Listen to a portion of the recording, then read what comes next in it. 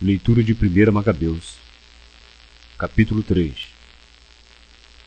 Judas Macabeu. Elogio de Judas Macabeu. Em lugar de Matatias, surgiu Judas, chamado o Macabeu. Deram-lhe apoio todos os seus irmãos e todos os que tinham ficado ao lado de seu pai, e que combatiam com entusiasmo por Israel. Ele expandiu a glória do seu povo, revestiu a couraça como um gigante, e empunhou suas armas de guerra e travou combates, protegendo o acampamento com a sua espada.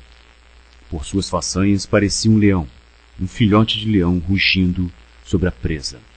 Perseguia os ímpios que rastreava, e metia fogo nos que perturbavam o seu povo. Escondiam-se os ímpios com medo dele, e todos os malfeitores foram tomados de pânico. Por seu intermédio, a salvação foi levada a um bom termo. Causou dissabores a muitos reis. A Jacó, porém, alegrou com suas façanhas, e sua memória será para sempre abençoada. Ele passou pelas cidades de Yehudá, daí exterminando os injustos e afastando de Israel a ira. Sua fama chegou até os confins da terra, porque ele remiu e reuniu os que estavam perecendo. Subtópico: Vitória de Judas sobre Apolônio e Serom. Apolônio mobilizou os gentios e um forte contingente de Samaria para lutar contra Israel. Informado disso, Judas saiu ao seu encontro, derrotou-o e o matou. Muitos caíram feridos e os sobreviventes fugiram. Apoderando-se de seus despojos, Judas ficou com a espada de Apolônio, e daí em diante passou a lutar sempre com ela. Entretanto, Serom, o chefe do exército da Síria, soube que Judas tinha reunido em torno de si um grande número de fiéis, dispostos a sair para o combate, e disse: "Vou ficar famoso e ganhar prestígio no reino, vencendo Judas e seus companheiros, que desprezam a palavra do rei." Veio, pois, e com ele subiu um exército poderoso de ímpios, para ajudá-lo a tirar desforra dos filhos de Israel. Ele avançou até a subida de Bet-Horon, onde Judas foi enfrentá-lo com pouca gente. À vista da multidão que vinha com eles, disseram os homens de Judas: "Como podemos nós, tão poucos, lutar contra tamanha e tão aguerrida multidão? Ainda mais que estamos hoje extenuados e em jejum." Respondeu Judas: "Não é difícil que muitos caiam nas mãos de poucos, pois não faz diferença para o céu salvar com poucos ou salvar com muitos. Pois a vitória na guerra não depende do tamanho do exército, mas da força que vem do céu. Eles vêm contra nós transbordando de insolência e impiedade, para exterminar a nós, nossas mulheres e nossos filhos, e levar tudo o que temos. Nós, porém, lutamos para defender nossas vidas e nossas leis. O próprio Eterno nos esmagará diante de nós. Não tenhais medo deles." Tendo terminado de falar, Judas atirou-se de improviso contra os inimigos, e Serom e seu exército foram esmagados.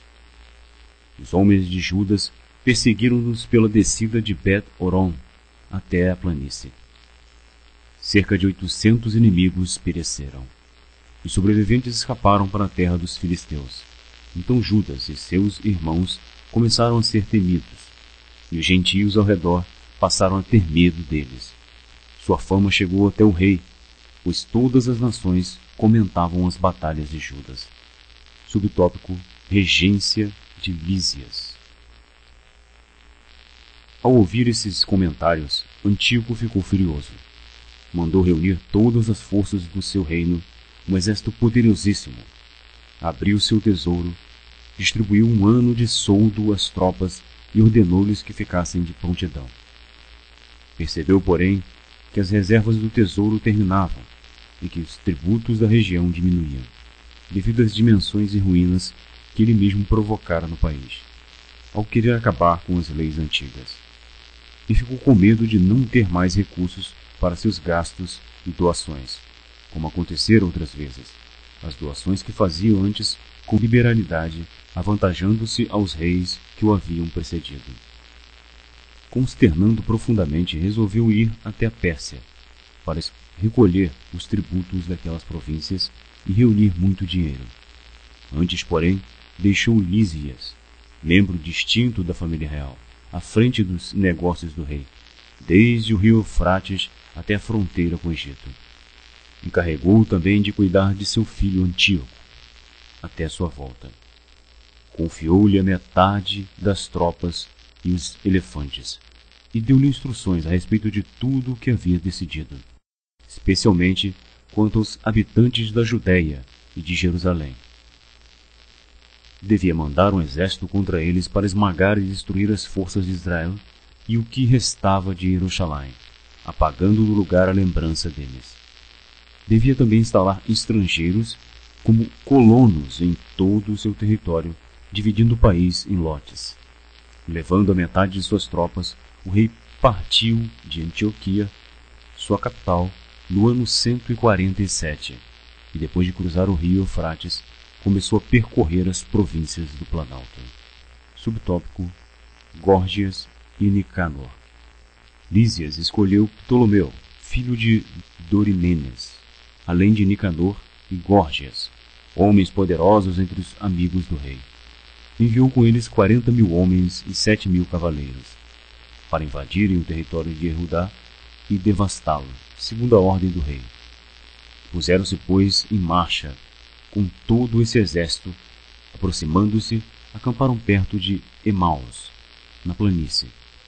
Quando os comerciantes da região souberam da notícia, muniram-se de ouro e de prata em grande quantidade, além de correntes, e vieram para o acampamento, a fim de comprar os filhos de Israel como escravos.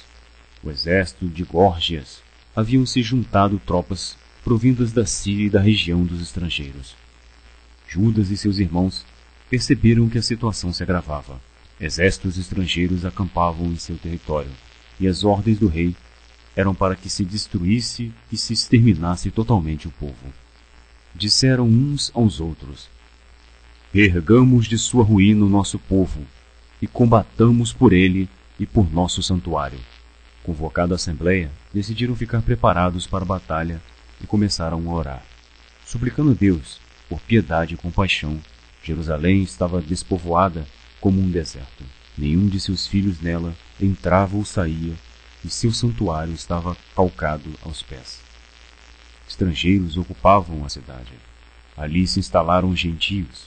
Foi desterrado de Jacó todo o prazer, mas não se ouvia mais a flauta nem a cítara. Subtópico: concentração em Masfa. Os judeus reuniram-se e foram para Masfa, perto de Jerusalém, onde havia outrora um lugar de oração para Israel. Jejuaram naquele dia, vestiram panos de saco e cobriram de cinzas as cabeças e rasgaram suas vestes. Abriram o livro da Torá para consultá-lo, nele procurando o que os pagãos perguntavam às imagens de seus ídolos. Trouxeram também os paramentos sacerdotais, as primícias e os dízimos, e convocaram os nazireus, que haviam completado o prazo de seus votos. E elevaram a voz até o céu, dizendo: o que faremos da nossa gente e para onde a levaremos? Teu lugar santo foi calcado aos pés e profanado. Teus sacerdotes jazem no luto e na humilhação. Vês as nações coligadas contra nós, para fazermos desaparecer. Tu bem sabes o que elas planejam contra nós. Como poderemos resistir contra elas, se não vieres em nossa ajuda? Em seguida, fizeram ressoar as trombetas, chofar, e levantaram um grande clamor. Então Judas designou os chefes do povo, os comandantes de 1.000, de 100, de 50 e de 10, e disse aos que estavam construindo suas casas, ou que tinham casado recentemente ou haviam plantado vinhas, e os que estavam com medo, que voltassem para casa, segundo o que permite a Torá. Feito isso, levantaram o acampamento e se posicionaram ao sul de Emaus. Disse então Judas: preparai-vos e sede corajosos. Estai prontos amanhã de manhã para lutar contra essas nações que se reuniram contra nós para nos destruir, e nós ao nosso lugar santo. É melhor para nós morrer na guerra do que ficar olhando a desgraça do nosso povo e do nosso santuário. Como for a vontade divina no céu, assim será. Fim do capítulo 3.